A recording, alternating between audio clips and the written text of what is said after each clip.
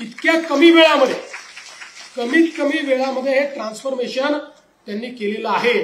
आणि आता सातनवरीचा हा यशस्वी प्रयोग बघून आम्ही असं ठरवलंय, पहिल्या टप्प्यामध्ये प्रत्येक तालुक्यात, नागपूरच्या नाही, नागपूरच्या तर करूच, पण महाराष्ट्राच्या प्रत्येक तालुक्यामध्ये 10 गावं ही आता स्मार्ट आणि इंटेलिजंट आम्ही करू। म्हणजे जवळपास 3500 पेक्षा जास्त गावं ही या ठिकाणी आम्ही स्मार्ट आणि इंटेलिजंट करू। आणि मग पुढच्या टप्प्यात सगळीच गावं आम्हाला ती करायची आहे। हे सगळं करत असताना मला या निमित्ताने मैं आपको इतने कहना चाहता हूं कि बहुत अच्छी व्यवस्था खड़ी हुई है। इसमें अब हम लोगों को जिला पंचायत के साथ बैठकर इसके मेंटेनेंस के लिए एक व्यवस्था खड़ी करनी पड़ेगी।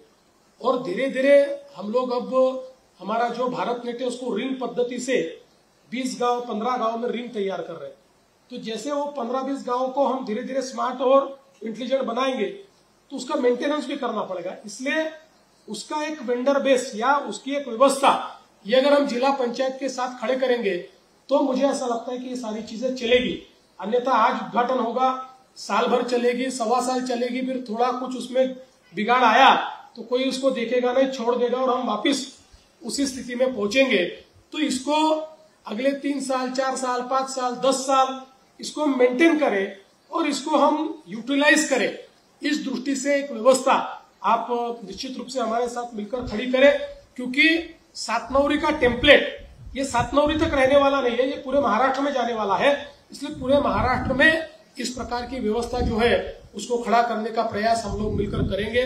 आज खरं म्हणजे अनेक गोष्टी मला सांगायच्या आहेत, पण आजच्या कार्यक्रमाचा फोकस दूर होऊ नये म्हणून आजच्या कार्यक्रमापुरतं मी एवढंच सांगतो की सातनवरीने एक नवीन अशा प्रकारची व्यवस्था उभी केलेली आहे। ही व्यवस्था बघितल्यानंतर पुढच्या काळामध्ये लोक सातनवरीची व्यवस्था पाहायला येतील आणि आम्हाला मागणी करतील की तुम्ही अशा प्रकारची व्यवस्था आमच्या इकडे करा। मी तर पालकमंत्री आणि जिल्हाधिकाऱ्यांना विनंती करेन की आपल्या या मायनिंग वगैरे मध्ये आपण खूप बाकीच्या गोष्टी करत असतो, त्या गोष्टी बंद करून त्याच्याऐवजी जर आपण स्मार्ट आणि इंटेलिजंट विलेज हे त्याच्यामध्ये तयार केलं तर आपल्या जिल्ह्यात सगळ्यात जास्त स्मार्ट आणि इंटेलिजंट विलेजेस हे आपण तयार करू शकू।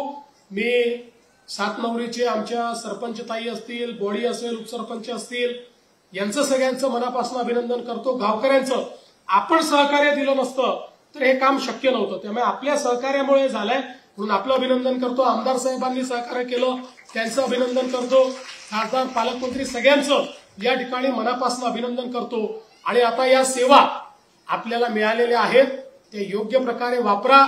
सोलरची व्यवस्था आहे, सगळ्या प्रकारच्या व्यवस्था केलेल्या आहेत, या व्यवस्थांचा नीट वापर करून जसं आता भारतातलं पहिलं स्मार्ट आणि इंटेलिजंट विलेज हे सातनवरी झालंय, तसं पुढच्या 2 ते 3 वर्षामध्ये भारतातलं सगळ्यात प्रगतिशील गाव देखील सातनवरीत झालं पाहिजे, अशा प्रकारची विनंती आपल्याला करतो।